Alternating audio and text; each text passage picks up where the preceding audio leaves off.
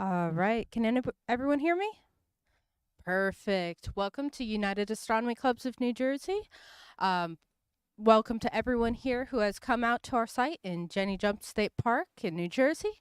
I also want to welcome our online viewers today because we are live streaming this to YouTube. So if you ever can't make it, you can always check us out on YouTube. And if you've missed the presentation or missed the first part, you can always go back and view all our old presentations since the start of COVID when we started doing this, the online version. So while we have a couple people that look like they might be filtering down, they're just getting parking now, we're just going to go over a couple things. Do check us out on our website, uacnj.org. That's where you'll find information on all of our public talks, what's up next, and what has gone on in the past. It'll also have information on all of our member clubs, as well as the types of telescopes and other special events that might be going on. You can also check us out on our social media, Facebook, Instagram, Twitter. We got a Discord. And everyone you see here today volunteering who has a tag, this is a nonprofit, so none of us get paid. Everything you see here has been made possible from donations like you guys and through volunteer work. So for those of you who are here, if you do need to use the restroom, we have the porta potty to my right, your left. We do have a little gift shop and museum area, should you choose. And then after the presentation, we have some telescopes open in each of those little roll-off roof observatory sheds.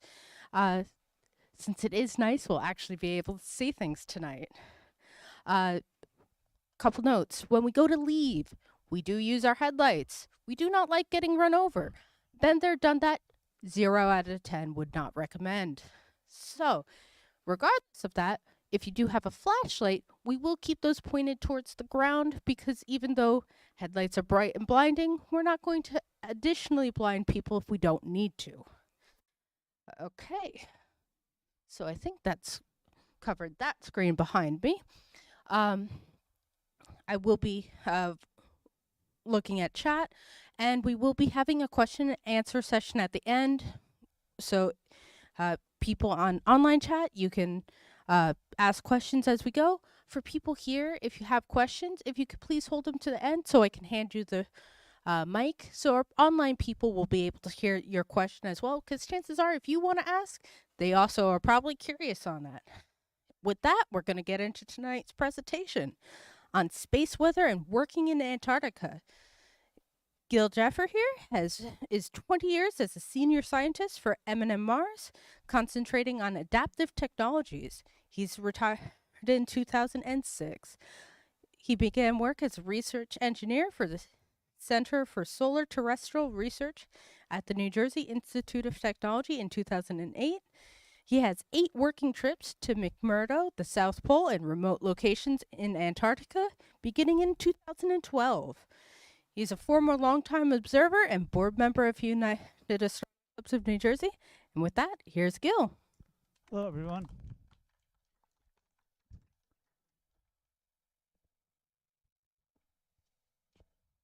Okay, we're on my screen. Good.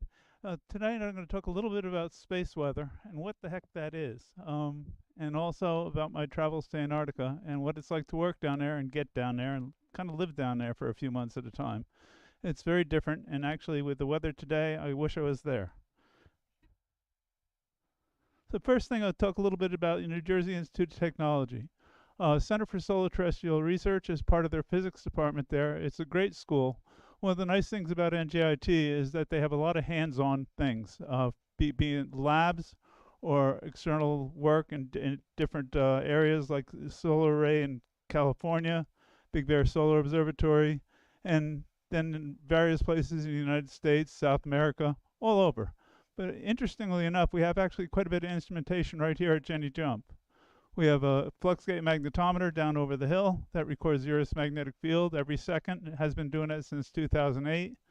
We have on a hill up there, there's some antenna that are doing reverse beacon network, which basically record ham radio signals and call signs, and with that are able to determine how high up in the ionosphere things are moving, how the ionosphere is moving up and down, and mapping that out.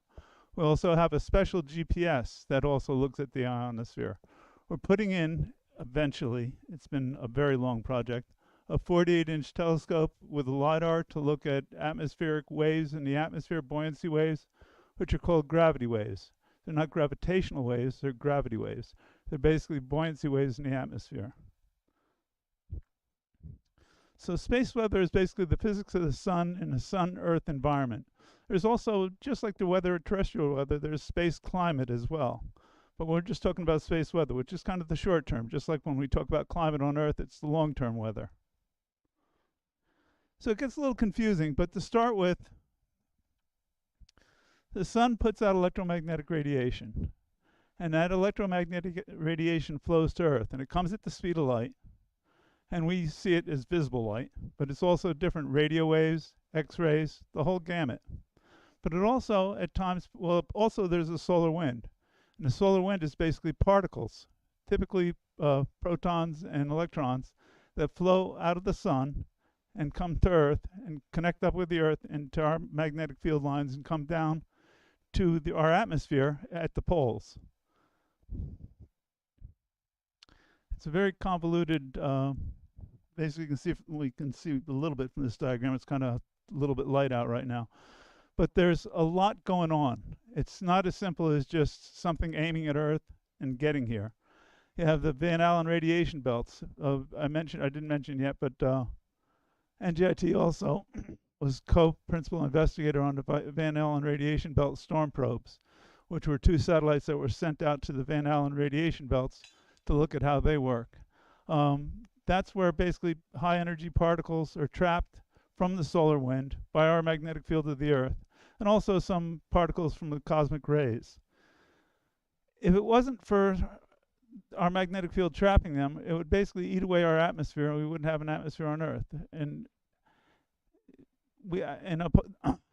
Apollo 9, there's 9 Apollo missions that were actually sent through the radiation belts, Van Allen radiation belts. They're not healthy. You don't want to be there for a long time, but you can survive them. But the radiation, if you were there for a long time, you definitely would die with the radiation. But you can see from this diagram, there's magnetic field lines flow. The Earth's magnetic field prevents a lot of the radiation and a lot of these particles from hitting the Earth. They tend to move them around the edges of it and go down through the magnetotail. The magnetotail, the sun pushes, it's not like a bar magnet. The sun actually pushes out the magnetic field and makes it more like a long, long teardrop that goes out about 3.8 million miles behind the Earth on the dark side of the Earth. Also, you can see here, the magnetic field lines of the sun are very different than what you'd see on a bar magnet. They're very convoluted. They change all the time. This is actually a computer modeling of them. That's not the actual imaging of any one time. It's computer modeling to see how it goes. But you can see they're very twisty. They connect, they disconnect, they reconnect, and that's what causes a lot of the space weather. So what's going on in solar activity? First off, there's sunspots. You've probably heard of sunspots. They're dark areas, little dark areas of the sun. Why are they dark? Well, they're significantly cooler than the remainder of the sun's surface. But they're also where a lot of disturbances are happening in the magnetic field of the sun. And they serve basically as a gateway to solar storms. Solar flares are where the magnetic field lines tend to tangle, reconnect, and break apart. And coronal mass solar flares. Coronal mass ejections are when the sun basically belches out sometimes over 1 billion tons of material in any direction, but they sometimes are aiming at Earth. And when they aim at Earth, it can be quite a mess here. The sun has cycles, like we have day and night. The sun has cycles. They typically are 11 years. They can actually vary between 7 and 14 years, but typically it's 11 years, the solar cycle. And that's when the sunspots you'll see at a low point of the solar cycle, the low spot down here, there'll be very few sunspots to a high point where there's a lot more coronal mass ejections and much more sunspots. It's also a very unusual thing happens. During that time where the solar activity is very high, the magnetic field of the sun flips. So the north becomes south and the south becomes north.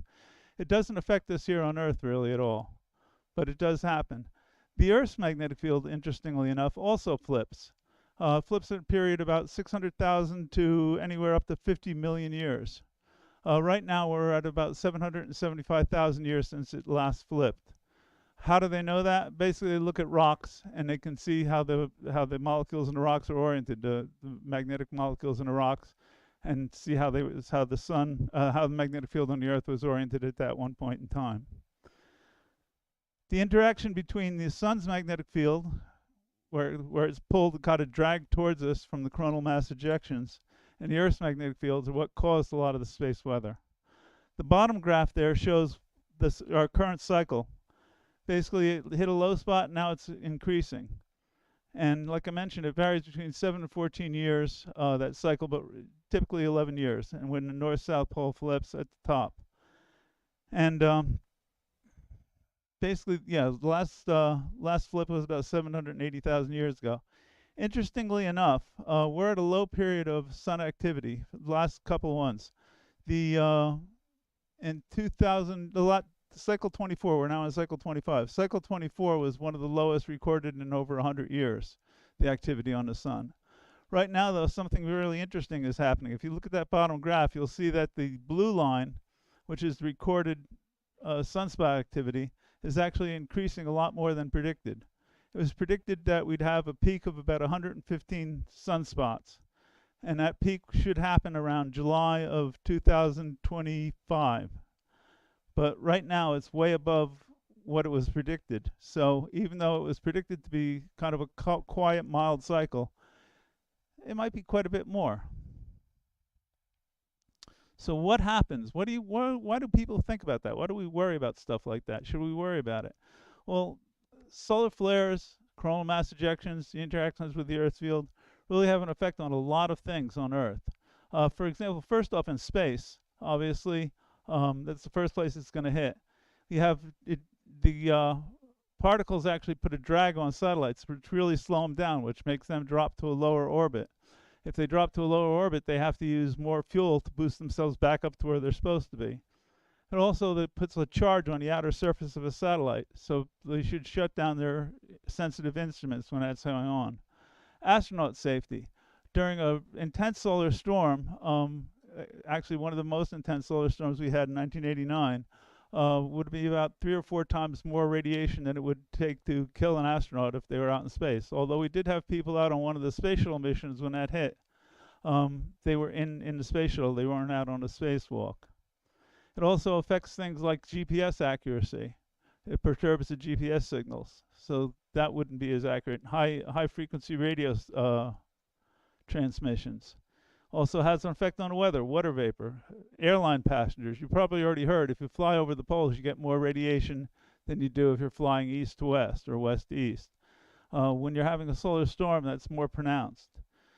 Transatlantic cables, any kind of cable, it will induce currents on them. Basically, you're talking about a magnetic field that's moving and a wire, which is basically how a generator is made. Wires and moving magnetic fields. So it induces these tremendous currents on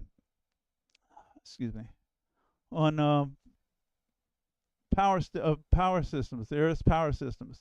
That's where a really big one is. It basically will induce a lot of current on them. Transformers can blow out, cause power blackouts. Many different things can happen there. I'll get into that in a little bit more.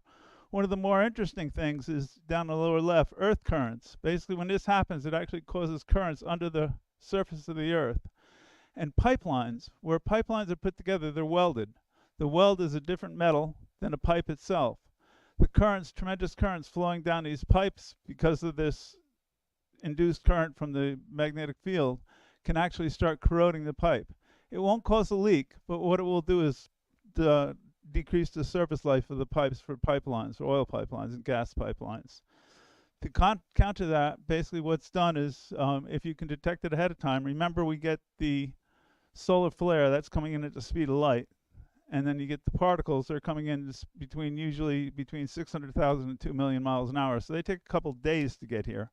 So you see the activity happen quite a bit of time before the actual effect of the solar particles in the magnetic field happens. As a result, they can put a bucking current, an opposing current down the pipeline to mitigate the problems that they're having with that. What's happening right now, this is actually 2 days ago. We currently have 8 sunspots visible, and the current sunspot that's causing some concern is AR 3038. And that started to grow on June 19th this year. And actually, in 3 consecutive days, it doubled in size. And right now, it's about 3 times the size of Earth. And interestingly enough, it's facing Earth. Now, when you're having a coronal mass ejection or a solar flare or anything like that, any of the excited things on the sun pushing out, they can go in any direction. But right now, it's aiming at the Earth's orbit, and we happen to be at the place in the Earth orbit where it's aiming. So if that was to let go right now, it would affect us tremendously on Earth. So there is a very slight possibility that we'd have blackouts on the Earth's day side, noise on radio, disturbance on the GPS, and it could cause disruptions in a power system and disruptions in the radio from dusk to dawn for maybe even up to a week. Doesn't look like it, but if it put out one of the coronal mass ejections, since it's aiming at us, it could. In the past, what has happened? Well, this has been quite a bit. When the day the sun brought darkness in 1989, I don't know if any of you remember, in 1989 there was a tremendous power outage. A little bit in the northern U.S., northeastern U.S., but all of Quebec, Canada went out. And basically that was caused by really powerful coronal mass ejection where it was aimed at Earth. It caused all these ground currents beneath the surface of the Earth. Well, the problem with Quebec is basically on rock. So the ground current said, well, it's kind of hard to go through rock, but they have these 735,000 volt lines that go overhead, power lines. So we'll go through that. Well, it didn't. In under 2 minutes, it took down the entire power grid of Quebec, Canada, plunging it into darkness. It was dark for 12 hours, a little bit over 12 hours in some places. It also affected us in the U.S. Basically, it took down quite a bit of power. We lost almost 1,500 megawatts of power in New England. New York lost about 150 megawatts of power. And many electrical grids in the Northeast were affected. 96 of them, and 200 power grid problems were reported in the USA. Communication satellites were also disrupted. I mentioned before, these things can affect satellites. The GOES weather satellite lost all their imagery. They couldn't contact it. A couple of the other satellites in polar orbits, where basically all this energy comes in, they lost complete control of the satellites. They had no way to communicate with them, adjust the attitude, or do anything with them at all. They were able to recover, though. And substantial shortwave communications. Interestingly enough, during that time, the Cold War was kind of still on, and Radio Free Europe blacked out. And they thought, oh my gosh, there's somebody jamming it. And it wasn't jamming, it was the sun. Also interestingly is aurora, which we'll talk a little bit about in a minute. Aurora were spotted as far south as Texas and Florida. You can see that graph on the right. The normal auroral oval, you have to typically go up to Canada or maybe in northern New York to see an aurora around here. But at that point, it was all the way down to Texas, down to the southern United States. Now, you can actually take a look online to find out if there's a chance of seeing an aurora. They're very rare here at our latitude. But there's a measurement called KP, planetary index, and if that gets above 8 in this area, there's a really good chance of seeing an aurora. The only aurora I saw two of them, but the only really good aurora I saw around here was in 1996. Our neighbor that lives down the bank over there called me up and said, "What's going on in the sky?" And I went out, I put the phone down, landline, and walked outside and looked up, and I was, "Oh my God, the aurora!" And I watched it until it was done. And I came back in and saw the phone sitting on the table, and called Pat back and said, I'm sorry, that was an aurora, and I just kind of got caught up in it, but it was really beautiful to see. If you have a camera and time exposure, it doesn't have to be as powerful that it's visible with naked eye, and you can still pick it up on the camera. So people here our observers have picked up a little bit of aurora, even when you don't know they're going to, because like I say, you can't see it with the naked eye, but you're taking time exposure to the stars at night, and all of a sudden there's the glow, be it the colors of the glow. The Carrington event. Carrington event in 1859 was the biggest solar storm that we know of. Obviously, there could have been many, many, many before that, but they weren't recorded. Carrington event happened basically very suddenly. The picture, they're hand drawn obviously back then, the sunspots that you see on the right side there, basically this huge group of sunspots that erupted with a coronal mass ejection. It was extremely powerful. The only thing we really had in the United States that was electrical at that point were telegraph. Nothing else, no wires, no, people didn't have power in their houses, we didn't have telephones, none of that. But we just had telegraph. The telegraph station operators found that a lot of them were able to run their telegraphs even when they were disconnected from the batteries that usually powered them, just by the power induced on the wires. Also, there were sparks jumping from the telegraph poles to the ground. And a couple fires were started in telegraph stations, and actually a few of the telegraph operators were knocked unconscious by the sudden shock that they had when they reached for their equipment. So a very, very powerful event.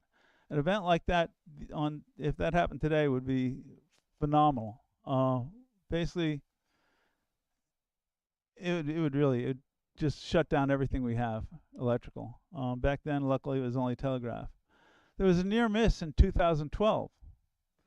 Basically, the sun rotates on its axis about every 25 days. It's kind of strange. Just like the Earth goes around in 24 hours, the sun goes around in 25 days. But at the poles, it actually goes around 9 days or 9 hours slow, or 9 days slower than that. So it kind of twists. It doesn't revolve as a unit. It's not like turning a tennis ball. It's kind of like twisting it, where the equator is moving faster than the poles are moving in the circle.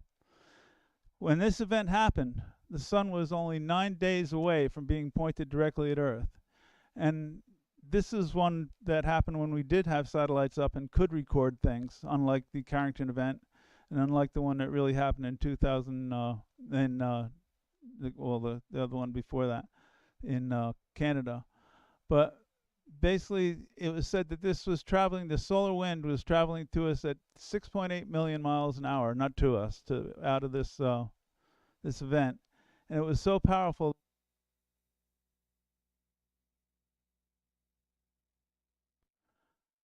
And they said anything plugged into an outlet, basically anything you had plugged into an outlet would be done. It'd be destroyed. Your computers, your TVs, you name it. It would be all she wrote. So other thing that's interesting about this, although this happened in 2012, which wasn't a time of really high solar activity. So these events, even these tremendously big events, can happen at any time, but they tend to happen when you're at solar maxima, not near solar minima. This was kind of an oddity in that way, but it was really, really big. And the other thing they said is that given the magnitude of this, on our transmission lines, it would have probably blown out the large transformers that control our electrical grid. And those transformers aren't, in stock. They have to be rebuilt, and they're huge. So we'd probably be without power for many months. Be a really big deal.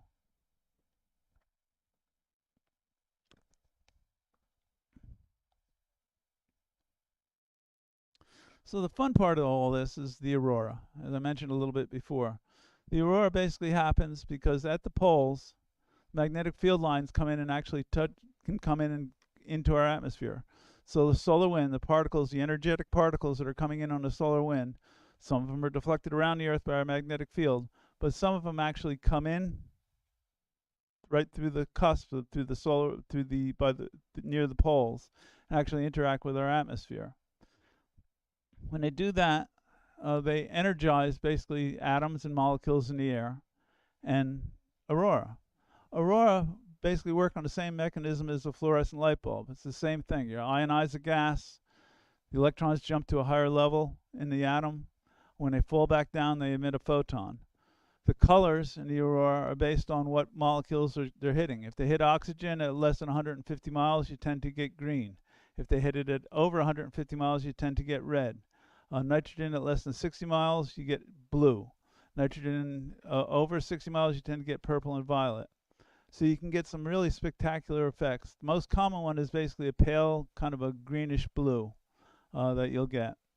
But I'm really hoping we get one here sometime soon.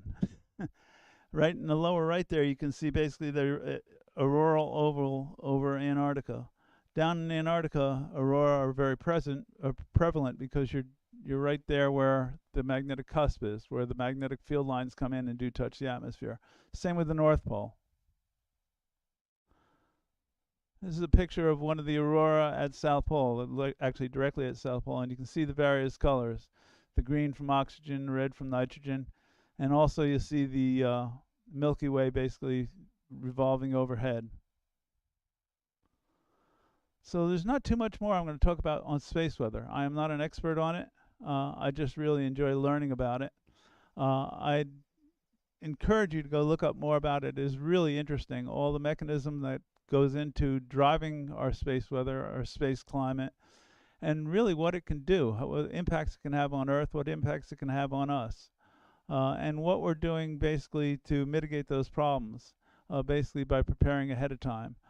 Since that power outage in Canada, they've got much more proactive on basically how they handle switching on the power grids, so that they can see this coming in and basically cut off sections of the grid, transfer power over, shut down areas if they have to, so it will not fry the transformers, so it will not blow out everything.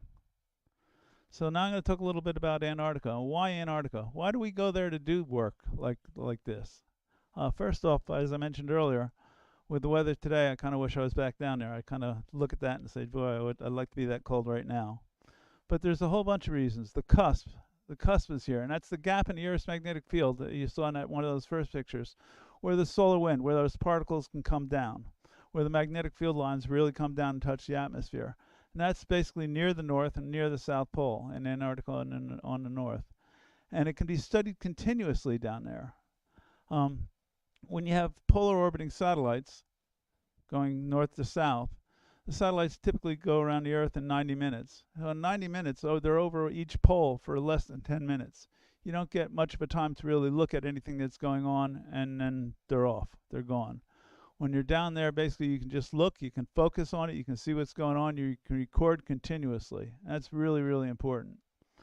In winter, you have basically 24 hours of continuous dark. So if you're doing aurora or you're doing astronomy at the South Pole Telescope, for example, you can look at the same patch of sky overhead.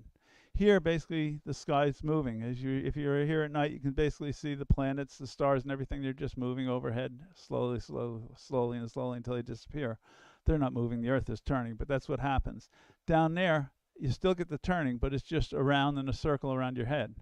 So the same patch of sky is always overhead. So you can study the same areas all the time. During summer, you have 24 hours of continuous daylight. Basically, that's when I go down. And then you can do the solar measurements and be watching the sun continuously.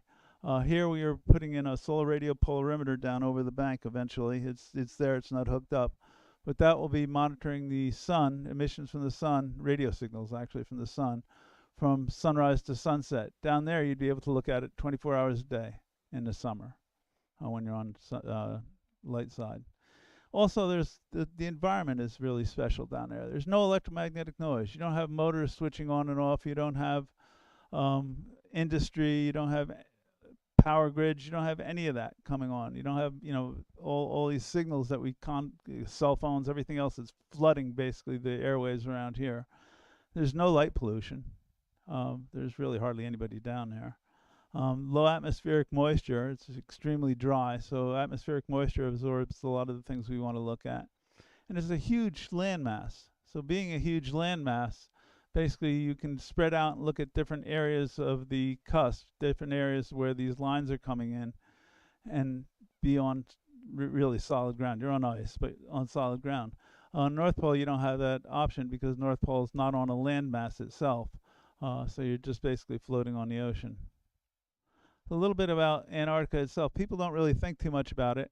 Usually the only thing you see is on Antarctica, it's like a coffee stain on the bottom of your map. And people don't think too much more of it than that. We have a globe in our house, and occasionally my wife will, when I go down to Antarctica, would turn it upside down so Antarctica was on the top instead of the bottom, which I kind of liked. It's huge. It's about 1.5 times the size of the United States. And that's without the ice out in the ocean. Once you have ice out in the ocean, it goes out to about 1 1/3 times that size. So it's very, very big. And a lot of facts here, but it's also very extreme. It's the coldest continent on Earth. The average at the South Pole, the average temperature, year-round temperature is 57 below zero. Summer it will get warm. It'll get up to, we've hit zero a couple times. But in winter you can get down to 115 below easily. And wind chill much higher than that. 99.7% of the continent is covered in ice. It is a lot of ice. And that ice averages 1.2 miles thick. At the South Pole alone, the South Pole is at 9,301 foot. I don't know where they got the 1 foot from, but it's 9,301 foot. 9,000 feet of that is ice. There's only 300 foot of continent. So when you're on the South Pole, you're almost 1.5 miles thick of ice underneath you. And it's moving. All that ice is moving. So it's kind of interesting too. Low humidity, as I mentioned, 0.03% relative humidity at pole. And the inland is considered a desert. A lot of ice there, called ice snow, basically. But it doesn't melt, which is why it just accumulates and accumulates and accumulates. But very little falls. So when you're at South Pole, you'll get days where you have call ice crystals today. And you'll have ice crystals come out of the sky. And it can be very interesting because you can have a perfectly blue sky with not a cloud in the sky, and all of a sudden it looks like it starts snowing because the little bit of moisture that's in the upper atmosphere freezes and falls down. It's just really odd to see. Also very windy. High sustained winds over 200 miles an hour. At Vostok, which is the Russian station, their average wind speed there is 50 miles an hour. I know we get 50 miles an hour here in New Jersey quite a bit, but usually that's on a weather report telling you to be careful when you're driving and what you have out in your yard. Also very high. Average elevation is 6,500 feet, and mountains up to over 16,000 feet. And it's lonely. As I mentioned, one of the things is there are very few people down there. In the summer, you'll have up to maybe 5,000 people on a continent. Now remember, that's 5,000 people on something more than 1.5 times the size of the United States. And so at South Pole Station, we'll have 115 to 140 people in the summer. That's when I'm down there. And in the winter, there's a crew down there that stays about 40 people to basically keep things going. And where some of the places I work out in remote Antarctica will have as few as 3 people and as many as 5. So how do you get there? It's a pain in the neck. It really is. We fly commercial flights out of Newark, stop somewhere in the United States, end up in New Zealand, in Auckland, New Zealand, and then take basically a puddle jumper to go to the South Island to Christchurch.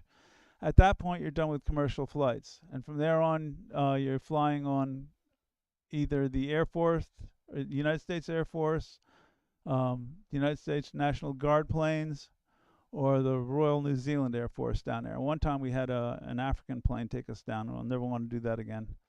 Plane was a big problem.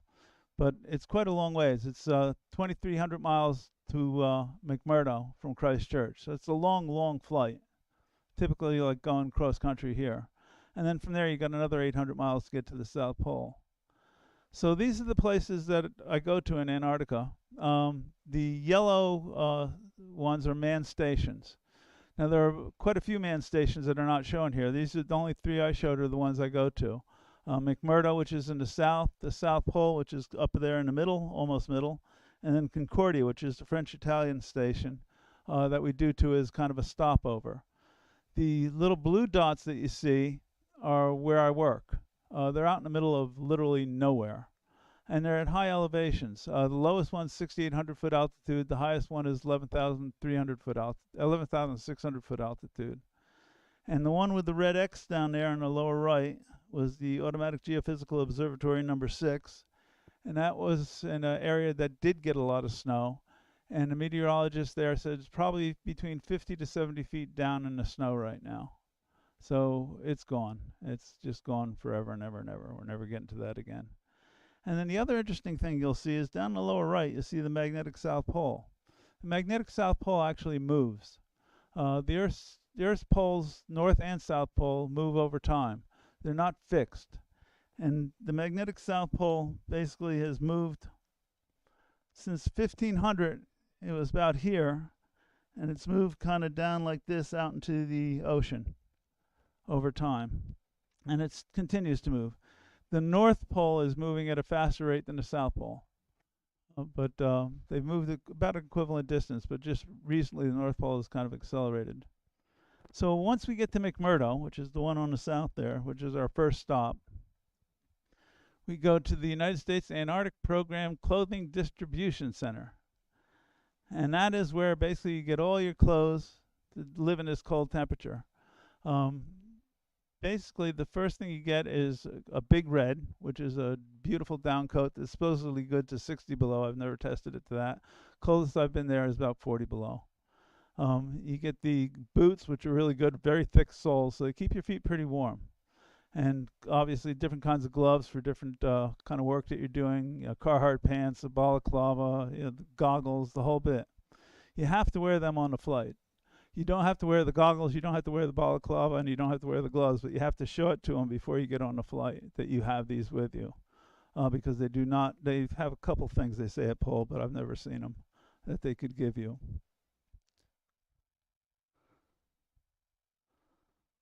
When you get onto the flight, they're sometimes very, very, very packed. My last flight down there, you can see how our legs are interlaced, sitting on a plane. And we're sitting on a C-130, which is not a small plane, but it was just packed with people. And it was packed for a reason, which I'll get into in a minute.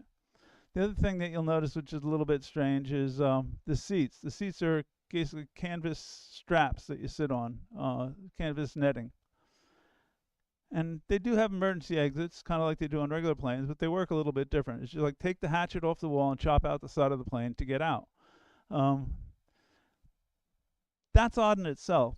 But what's very odd is before you get on there, they do the same thing they do on commercial airlines and TSA. Do you have any sharp objects? Do you have any nail files? Do you have anything that could hurt anybody? And then you get on a plane and there's a hatchet right there that you can just take off the wall. Kind of an odd thing to do.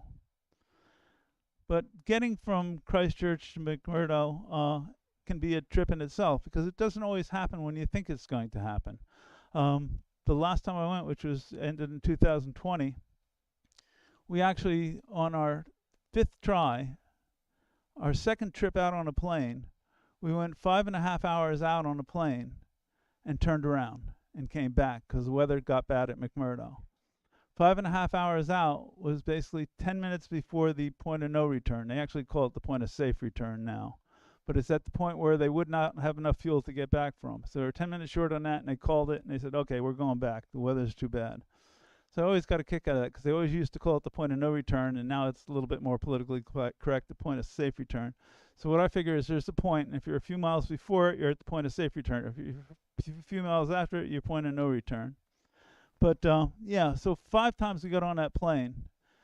The flight before this, we went out 4.5 hours and turned around. This flight was 5.5 hours and turned around. So we went 3,300 miles on a flight and ended up back at the same airport we started up with 11 hours later.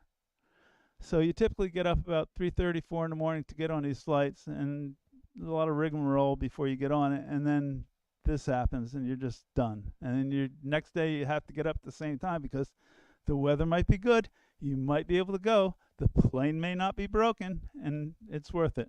Trust me, it's worth it. I loved working down there. When you fly down there, the first thing you do before you get to Antarctica, or before you get to McMurdo, you fly over the Transantarctic Mountains. Those are the mountains that basically poke up through the sea ice, or through the snow and the ice on the continent. and they are absolutely gorgeous. They look like a picture postcard, kind of like something that was painted in pastels. Um, the planes aren't like you have little portals to look out, but I always manage to get there, to get to a portal with my camera and take as many pictures as I can.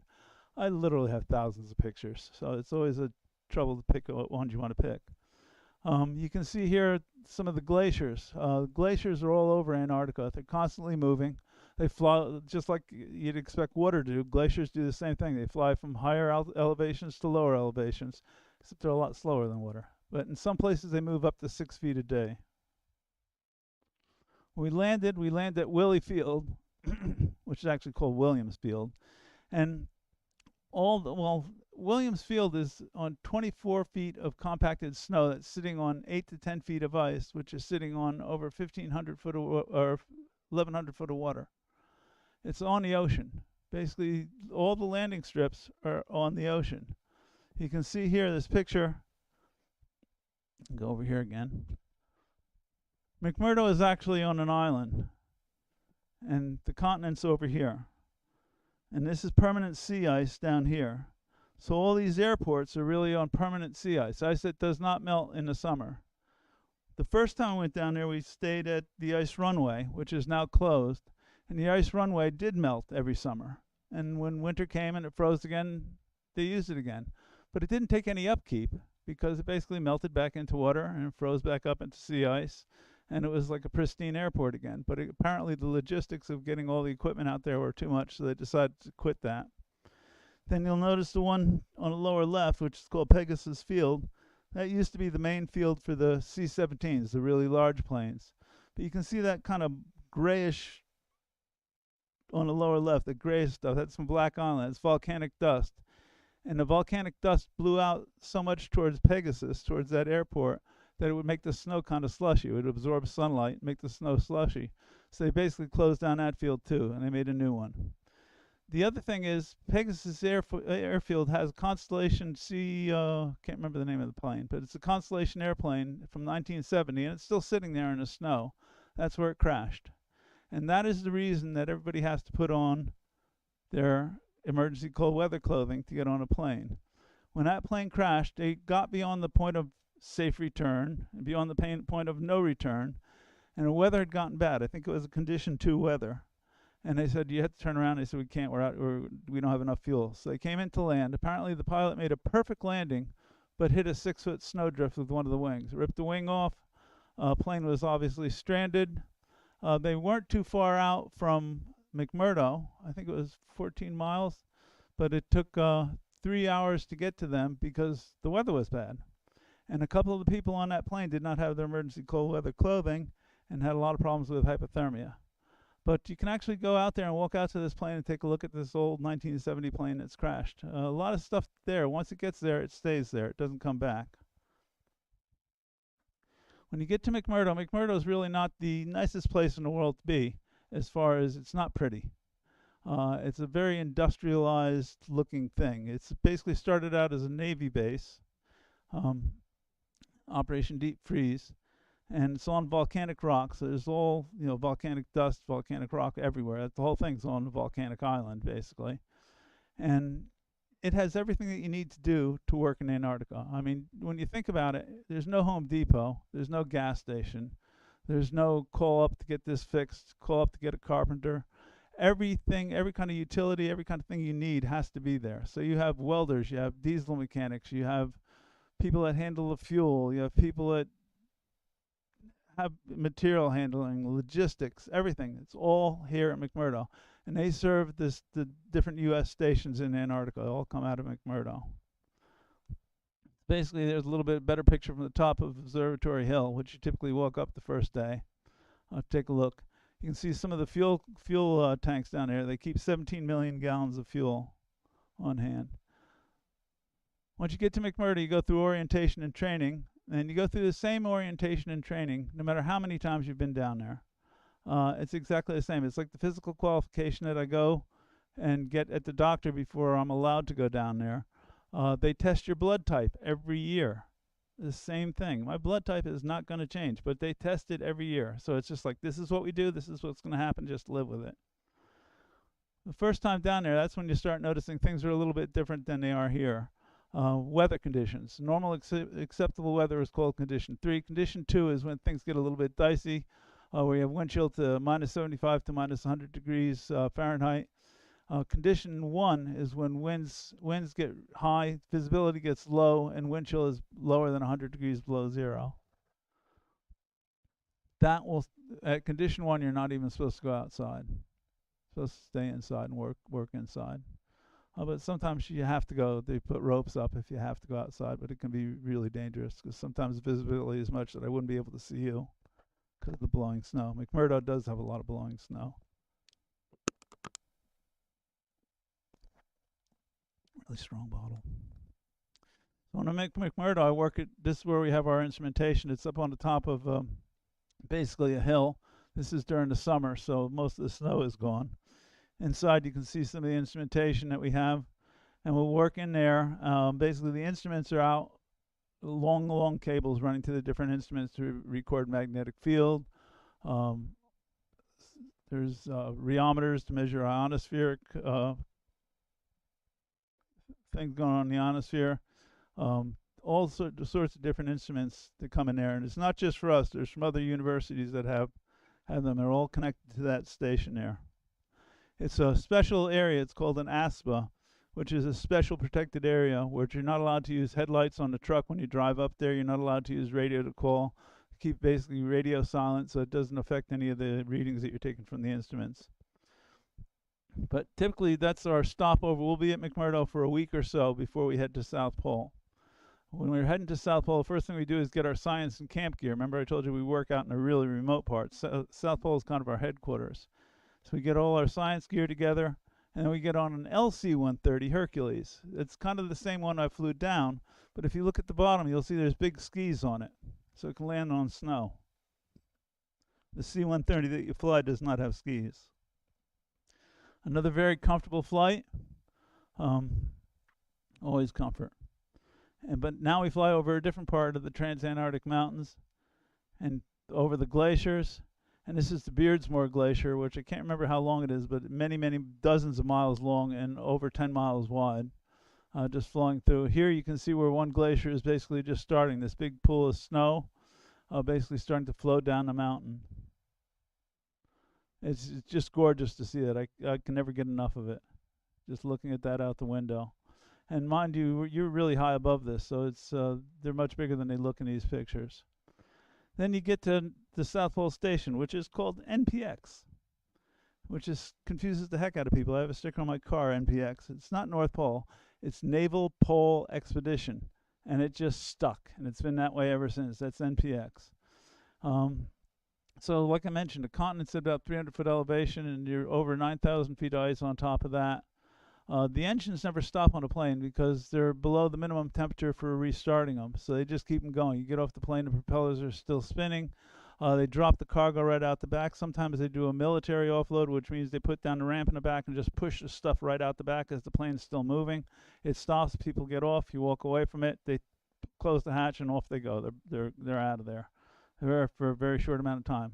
They'll also bring in fuel to South Pole Station sometimes. They'll hook up these big hoses and take off excess fuel off the plane so they can replenish the South Pole Station. South Pole Station itself is really nice. It's there's been a couple different ones over the years. The last one was a geodesic dome. This one is very nice. There's dorm rooms in it. There's a galley for eating. There's science wing. There's actually even a gym and a music room in it. Once you're in the area, the immediate vicinity there, you can basically see how the whole thing's put together. This is it. This is everything that you're looking at, really, for the most part. The South Pole Station and back there are storage berms where there's been things there since the 1960s. There's summer camp over to the left, and summer camp is when they're building large projects and they have a lot of contractors come in. They'll stay in these Quonset huts in summer camp. The geographic pole and the ceremonial pole, if you can see them on the pictures, are different places. The geographic pole is on the left. The ceremonial pole is right in back of the station. That's the one you usually see with the ball on a barber pole stick with the 12 flags from the original signers of the Antarctic Treaty. The problem is all this is moving. Okay, it's not stationary because it's on 9,000 feet of ice and it's sliding. So the geographic pole of the Earth is staying in the same place, but the station and all the ice that's on it is sliding along. So it's sliding this way. So that's why the ceremonial pole is now well to the right, and the geographic pole is over there. I took this picture, or got this picture about 3 or 4 years ago. I didn't take it. And the geographic pole is now moved further away than this. So the whole area there, this is it. This is the universe. This is the whole universe. It's 997 miles to the next manned station from there. And everything you see in this picture is it. There's nothing beyond that. You'll see there's the South Pole Telescope off to the right.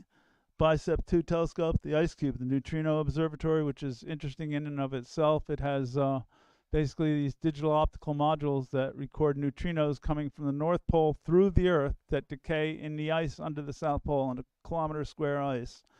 And basically has 5,160 modules looking for these decays, which puts off a radiation which gives it a blue light. Long story, but the ice is absolutely clear once you get down to about 100 yards or 150 yards to the ice, because it's so heavy it pushes all the air out of the ice and it becomes optically pure. So over a square cubic kilometer, they can actually see all the different modules, and they can see each other and see what's going on down there. The aircraft skiway, which is a 10,000-foot skiway, the Martin Pomerantz Observatory, and over on the left there is the Atmospheric Research Observatory, where they monitor air. And I was actually able to take a small vial of air that they hermetically sealed for me and gave to my wife for Christmas, because what else am I going to get down there for Christmas? But and then in the back you see the main station and where the geodesic dome was removed, the power plant and garage and storage berms, the satellites and antennas. That is it. There's nothing around. What you see here, that picture is not cut off. That is the horizon. There's nothing out. There's not a rock. There's not a stick. There's not anything as far as the eye can see in any direction.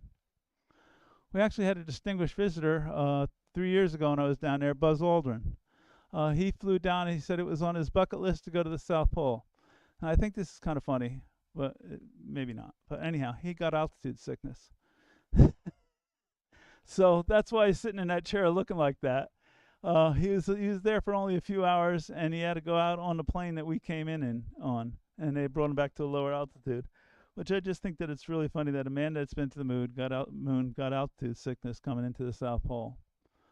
But we actually captured his tissue and the glass he drank out of and put it in the ice berms down under the station, a little shrine to Buzz Aldrin. I mentioned the whole pole and everything on it slides along. It moves about 33 feet a year. So every New Year's we move the pole. Okay, what they do is the USGS, they come down and they measure where the pole should be, where on top of the ice. We grab the sign, we yank it out of the ground, we dig a new place, put it there, and we put a marker on it. The marker is designed by the winter crew, the winter over crew, people that stay there in winter at the South Pole, and the machinists there make it, and every year it's different. They're usually very intricate and very neat looking. There's actually a display in the station that shows all of them. And they bring the pole there and they move it down there, and it's a big ceremony. We pass it around to everybody and then plug it in, and that's it. The ceremony's over. Going to the galley and have something to eat. But I actually had to get back to work. Now we go back to work and we're going to our AGOs, our automatic geophysical observatories. When we fly there, we fly on a twin-engine Otter, which is kind of like a John Deere tractor of the sky. They're slow, they're loud, they run through anything. They're really strong, powerful machines. They go about 150 miles an hour cruising speed. They get about 2.5 miles a gallon, but they will go through anything. They're turboprop. So first we get all that equipment that we gathered together in that picture I showed you of the cage, pile it on a plane, is nice and neatly, strap it all down. Planes aren't pressurized, by the way, and fly. Flying over the plateau, which is most of Antarctica, is just absolutely beautiful. There's nothing, as I mentioned, there's nothing, but it's just desolation. It's just like this as far as the eye can see in every direction. But we only get 2.5 miles a gallon, and the stations we're going to are anywhere from 300 to 660 miles away from where we are. So we can't make it there on one load of fuel. So we have to stop. So we stop at these fuel caches. What happens is they'll take a C-130, they'll parachute down barrels of fuel, 55-gallon drums of fuel, which land all over the place. Then they'll send in a twin engine otter with a bunch of people to gather them all together like this, and then you're all set. And then we go to the caches. Roseanne Cache is named after Johnny Cash's daughter Roseanne. There's also a Johnny Cache. All the caches have weird names. A lot of weird names for everything down there. But basically, you open a barrel, fuel barrel, you check it for water. It goes through the filter, which is the thing to the right. The pump is on the left, and the filter on the right is to take any water that might have been in the gas out of it and onto the plane. We had one interesting thing happen. The filter clogged up about 4 years ago, and they tried to put a new one in. Believe it or not, the only thing they had on a plane was a pair of vice grips. Don't ask me why, but we couldn't do it. So the pilot said, well, he says, here's what we're going to do. There's a non-zero chance that we have water in the tank and that we may flame out. In other words, the engine stops on the plane. So I'm going to fly at 18,000 feet. So if we do flame out, I can pick a good place to land. So 18,000 feet non-pressurized is really something, I'll tell you that much. Really, really a trip. We didn't flame out. It was a fine flight, but we were kind of gasping for air towards the end. Finally, we get to where I work, which is one of the Egos. This is what they look like. They're not very big. They're 8 by 8 by 16 feet. Get out of the plane. That's Doug and myself getting out of the plane. Drag our stuff out and get into the Ego. And first thing you start doing is you heat up water because you need to drink a lot. You dehydrate very much. As I mentioned, you're first at high altitude, second at low humidity, and third off, you end up doing a lot of physical work there. And then start working on the instrumentation. It warms up pretty nicely in there with the little camp stove that we have. Gets up to about 55, 60 degrees, maybe 50 degrees. Set up some other things, automatic weather station. You can actually find these weather stations on the web, see the weather at the different Ego stations. We reorganized the caches. There's different caches for food and fuel because you get stuck there. Typically, we'll be there for a week, and then we call on the satellite phone, and the airplane will come back if they're ready. If they're ready means a couple things. It means, is there a plane available? Because they may be going to somebody else. Pilots still have duty hours left. Is the plane working? Because they do break. And is the weather good? And if all that comes together, then they come to pick us up the next morning. If that is not good, you can stay there long. The longest we've been able to stay after that week is 16 days, just stuck at a station like that. And you sleep in tents. So you don't sleep in the station typically. We do sometimes, but you typically don't. But when we're all done, you can see the plane coming in the background there. He'll come in and land, then taxi over to us. You can see our wind turbine, the white blades. It provides 1,000 watts of power to the station, and you can see the solar panels on the front. That keeps the instrumentation working year-round, during the dark, during the light, the whole time. And all that instrumentation, all that data actually comes in right up there. And then from here, I pick it up and send it over to NJIT after I do some work on it. Again, just beautiful looking out before we got on the plane, just look out around us. And then I'm back at the South Pole, and I actually wore the Hope, New Jersey shirt, so you can get a look at Hope for Hope here. And we get on another plane, we get on a LC-130 back to McMurdo, get to a Delta ride, because now we have to go to Ego 5. Ego 5 we don't go to from the pole, we go to from McMurdo because it's closer. Problem is, these stations are high, McMurdo is low. You can't go to the stations unless you're acclimated to the altitude. So typically what we'll do is we'll come into McMurdo, be there no more than a day, get on a plane, go to Ego 5. But sometimes the weather gets bad, or the plane's not ready, or the pilots don't have duty hours, or the plane's broken, whatever. And you get stuck there. That time we got stuck there. Oh, by the way, you can see the vehicles in the background. That's from the Navy. It's still there, it still runs. And now we're not acclimated to altitude anymore, so now we have to get acclimated to altitude. How do you do that? Well, just so happens in the back of McMurdo there's a volcano, Mount Erebus. It's actually the southernmost active volcano in the world. It's got a lava pool in it. It's one of 3 volcanoes in the world with an actual active lava pool in it. And we get on a helicopter and they fly us up there. We set up our camp. Those are our tents on the volcano. And we stay there for 3 or 4 days until we have that we're acclimated to the altitude again. While you're up there, you can go look over the edge of the volcano, all the sulfurous fumes and beauty and everything that's going on there. It's really kind of neat. I did not do that, but the people I was with did. And then we get, and from there we fly to Ego 5. I didn't put that in this, but then we're time to leave Antarctica. Now we get to go on a C-17. That's much better. The C-130s typically take 8.5 hours to get to Christchurch. C-17 takes only 5. Much faster plane, basically a jet, not a turboprop. But we all got out to the airfield. I'm trying to remember the name of it. I lost the name. We all got out to the airfield, and we were there for hours. And the pilot came in and he said, part broke, but it's an unnecessary part. We'll be going very shortly. Well, apparently it wasn't that unnecessary. It had something to do with the air brakes. And they didn't want to land it, and somebody didn't want, the pilot wants it to, but nobody else wanted to have it landing in Christchurch without air brakes, or reversers. So we ended up staying there for an extra week while they got the unnecessary part. When we're doing that, I got to see all the ships start to come in. First off, they come in with an icebreaker, then they come in with a cargo ship and fuel tankers. And like I said, 17,000 gallons of fuel, 435,000 gallons at South Pole. Then the Coast Guard comes in there and ties up, and then they fix the unnecessary part. And then now we're backed up with lots of people because we haven't had a plane for a week that we should have. So this is the flight back, and that was the C-17. But it still beat a full C-17, still beats the C-130. And if you ever wondered how you get the Southern Lights to turn on, this is how you do it. Hit the switch, Southern Lights. Thank you for coming. Thank you for those that logged in. I appreciate it. It's been fun. And thank you for visiting UACNJ. Looks like we have a clear sky and it's starting to get dark. Hopefully it will get darker sooner. But you'll be able to see things. I don't think there's any clouds up there, which is nice.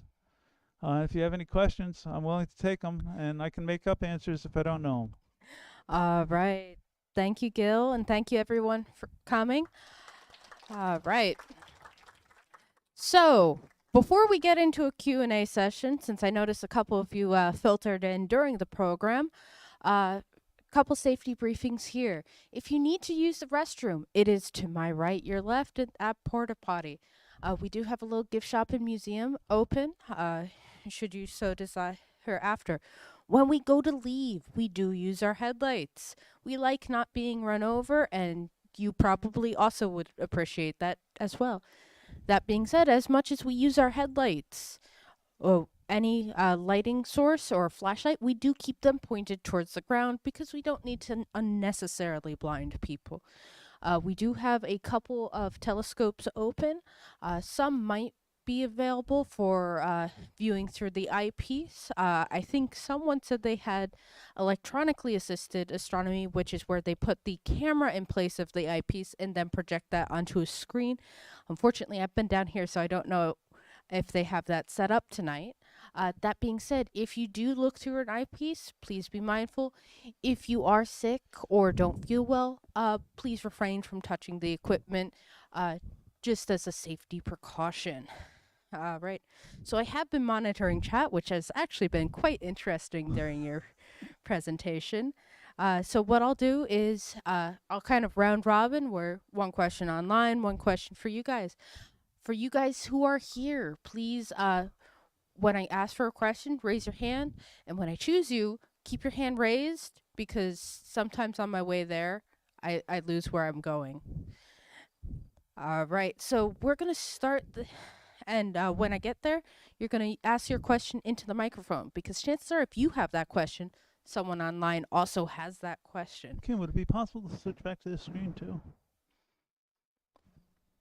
Hey, Chris, can you switch the screen to his laptop?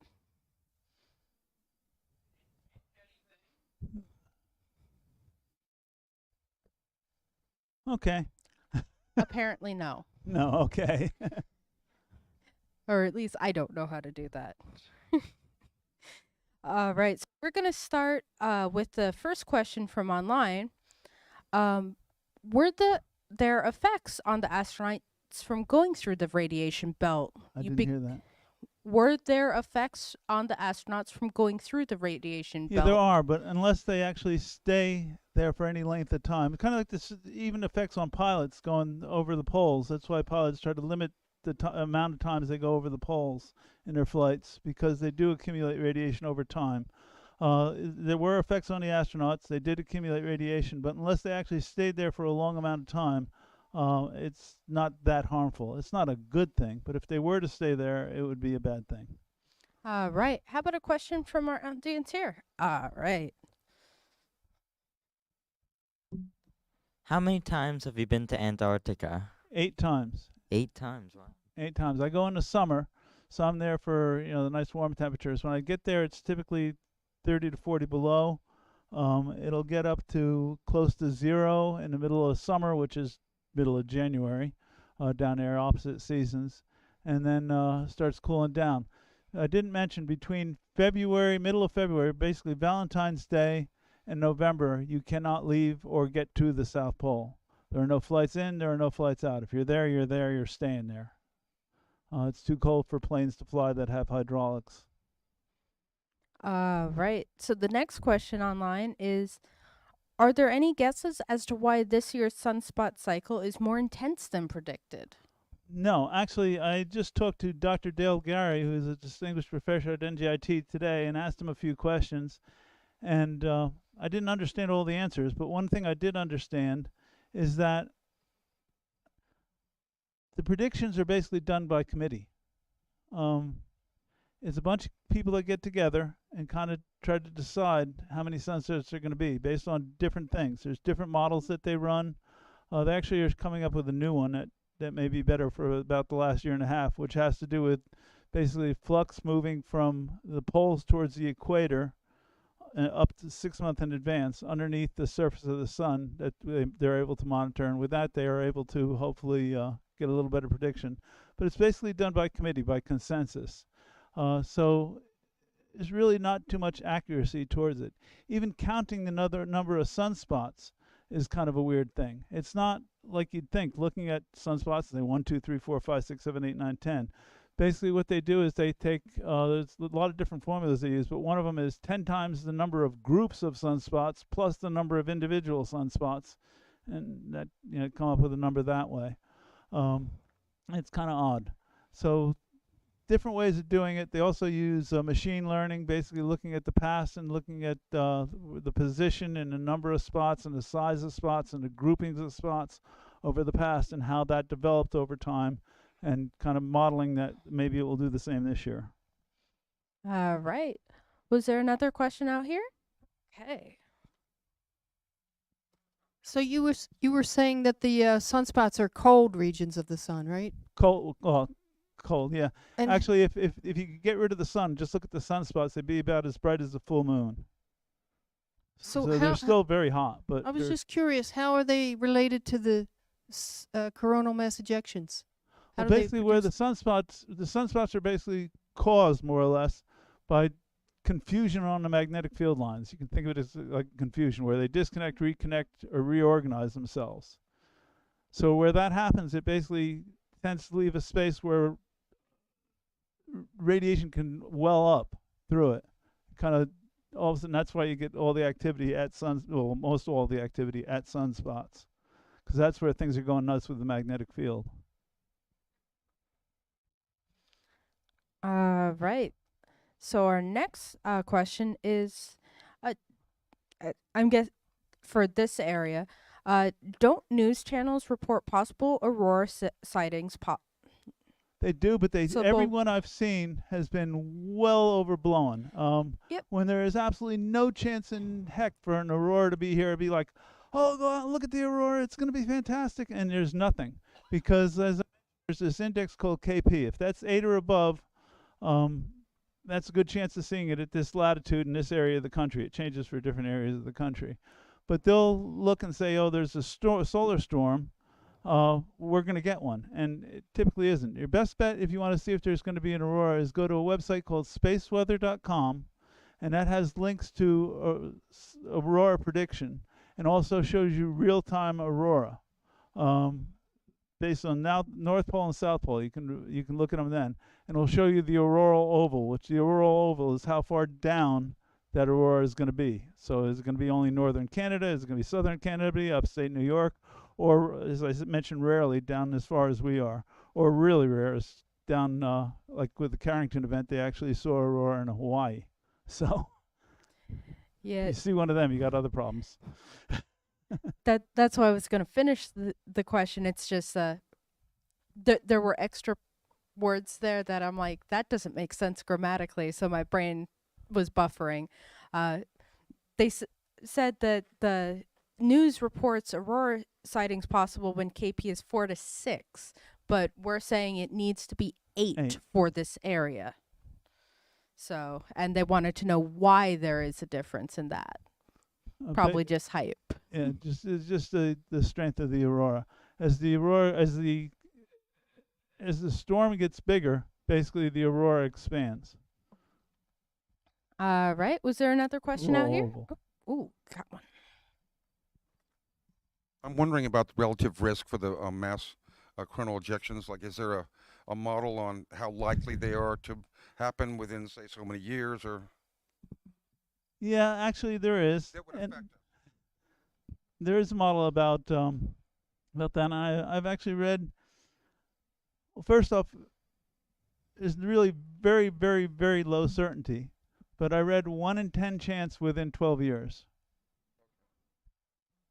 But it's almost meaningless. About as close to meaningless as you can get and still come and put a number on it.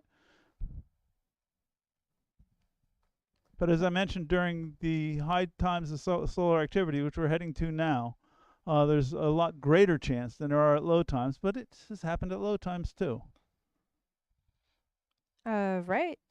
So, speaking of bouncing off of that question, Chat had earlier asked, would there be time to react and get warning out so you can unplug things or activate countermeasures for such events? Today, a lot better chance of doing it than there was in the past. Basically, the different satellites up there specifically to monitor this type of stuff. And as I mentioned, some of it comes, the solar flares, basically, we receive that radiation at the speed of light, so 8.5 minutes from when it happens on the sun. The solar wind is much slower, going between, I mentioned 600,000 to 2 million miles an hour.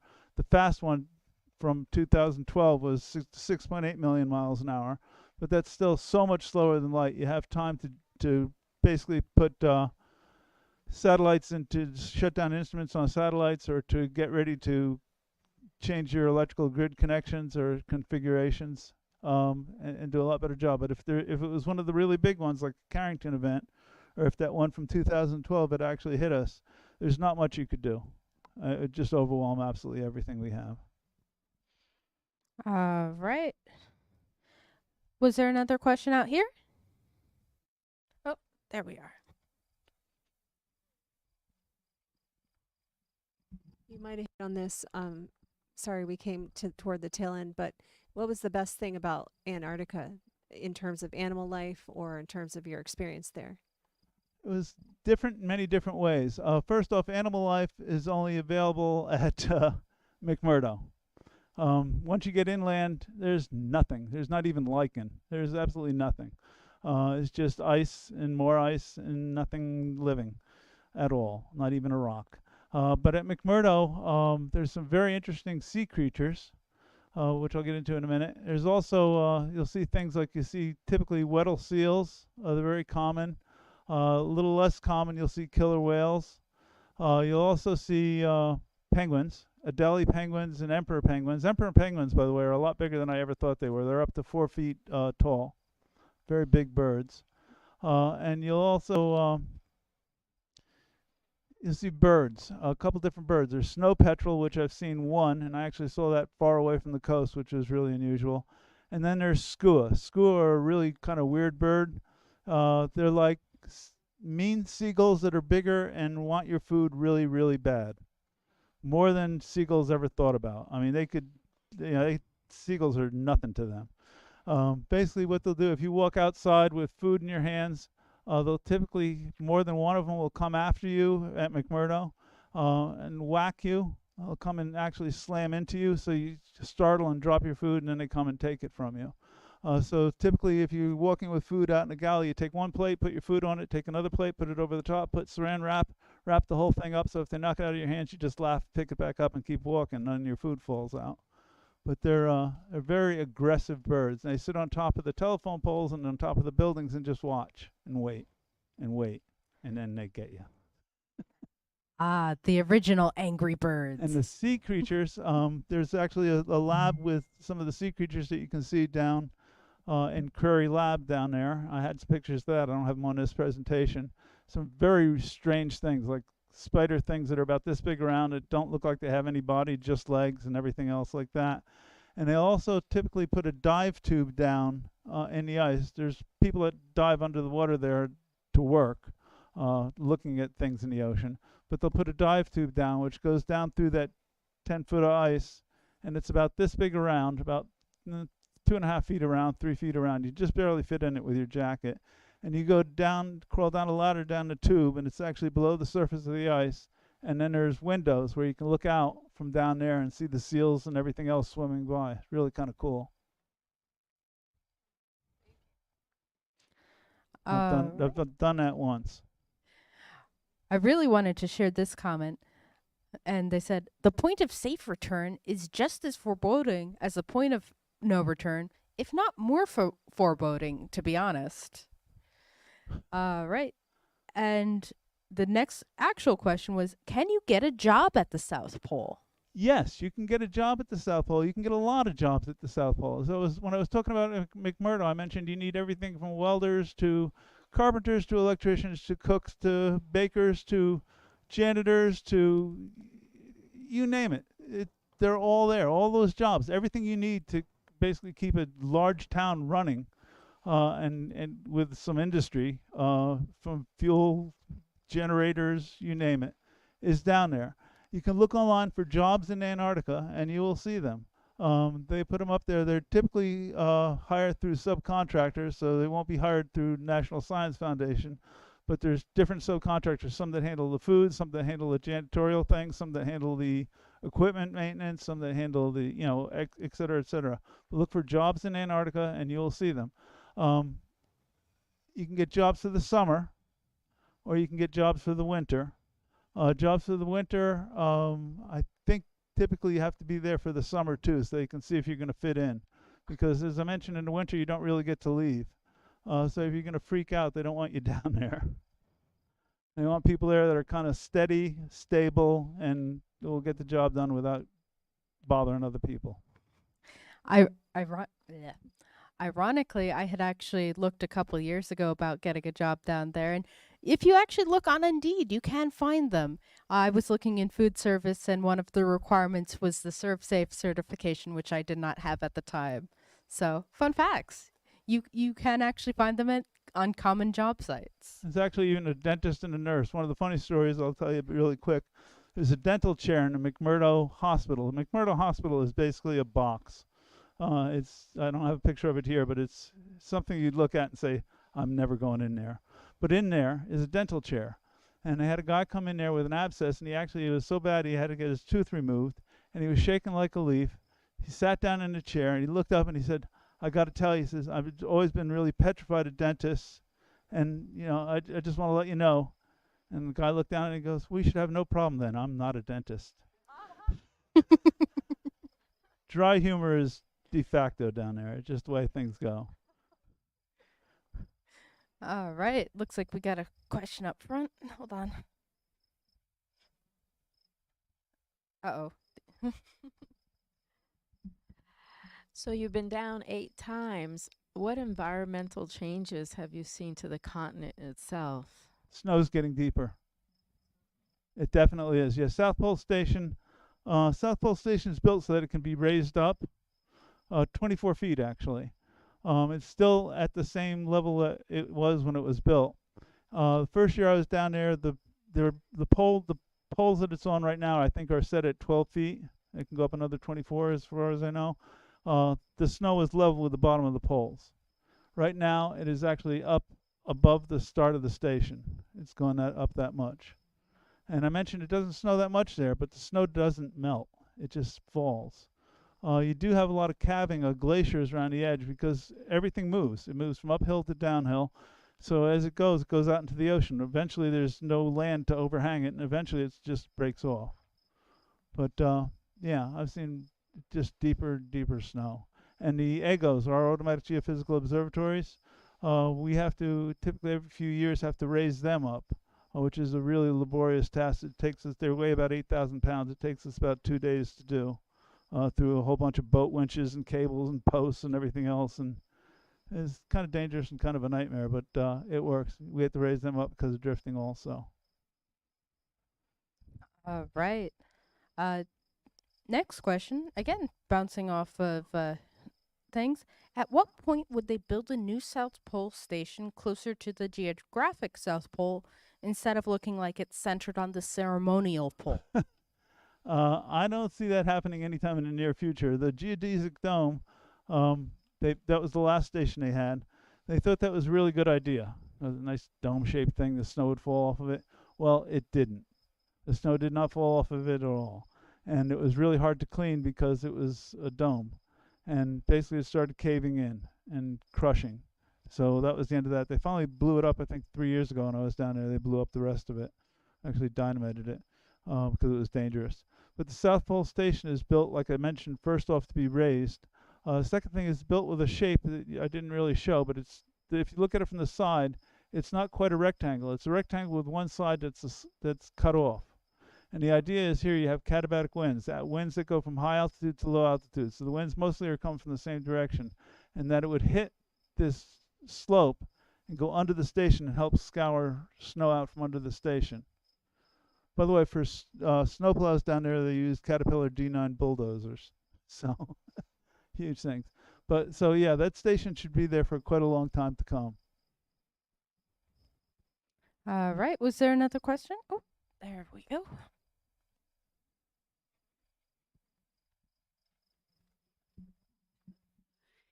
At the EGO, why is it that you sleep in a tent rather than in the station? Well, typically, like I mentioned, we work down there in the summer. And in the summer, it's 24 hours a day light. So people tend to get their own natural rhythm of when they're going to work. We don't say 9 o'clock, time to go to bed. It's just whenever the heck you want to work, you start working. Whenever you get tired, you go to sleep.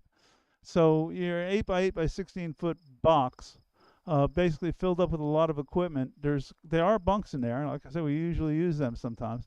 But when there's a couple of us working, it's really hard to sleep if somebody's there working on stuff. So the tent's much quieter, much nicer, with the sunlight pounding on the tent. Even at 30 below with 30 knot winds, it's pretty nice inside your little tent. We typically have these North Face tents or similar, like pup tents, about this high and about that wide. You bring in your clothes and your boots inside the tent, put them in your sleeping bag to keep them warm at night, and go to sleep, and it's quiet. All you hear is the wind, and it's very restful. Just a really nice place to, and you have a little alone time too, because in an 8 by 8 by 16 foot box that's already half full, there's no alone time at all. All right. Another question is, when you get stuck at a station, you said there was enough electricity to keep the instruments working. Does that include heating for the 14 days?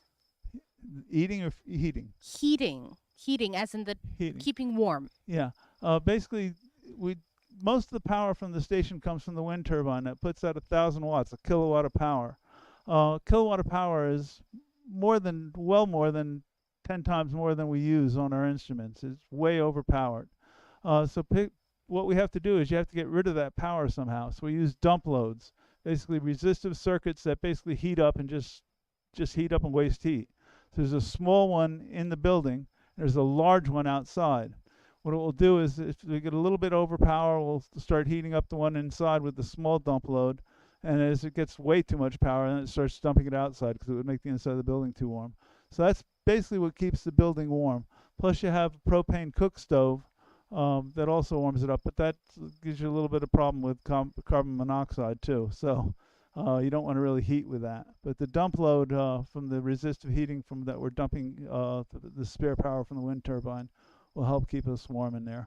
We try to keep the instruments, when we're not there, we try to keep the instruments at minus 40 degrees or above. Because anything colder than minus 40 degrees, the crystal oscillators tend to get unstable. So we cut off the instruments at when the inside of the thing gets at minus 40 degrees, but we keep them warm with that dump load. Right. Was there another question from our live? Come